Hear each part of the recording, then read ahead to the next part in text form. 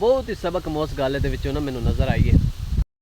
अस्सलाम वालेकुम वरहमतुल्लाहि वबरकातुहू जी। मैं ना आया सा जामनुआ का दरख्त इस दे कोले ते इस दे कोलों ना एक बड़ी बहुत ही सबक मोस गल ना मैनू नज़र आई है कि इस दी जेहड़ी भी तुसी डाली नज़र आएगी ना तुहानू वो झुकी हुई नज़र आएगी। ऐ सारियां डालियां इस दियां लमकियां ने झुकियां ने ऐ थल्ले बिल्कुल जिदे उत्ते फल है ना फल वालियां हमेशा डालियां तुहानू लटकियां हुई नज़र आवनगियां। ये डालियां भी तुहानू सबक सानू दे रही ने कि जिस डाली उत्ते फल होएगा, जिस डाली उत्ते कुछ असर होएगा, रसूख होएगा, जिदे विच कोई गलबात होएगी, जिदे उत्ते फल होएगा, वो डाली हमेशा झुकी हुई नज़र आएगी। वो तुहानू अकड़ी हुई तो सीधी नज़र नहीं आएगी। अगर इंसानियत चाहते हो, अगर कामयाबी चाहते हो, अगर वो बंदगी चाहते हो तो उस वास्ते ये वे कि झुकिया होया जितना इंसान होएगा उतना ही वो अल्लाह इखलाक होएगा, इतना ही अल्लाह किरदार होएगा।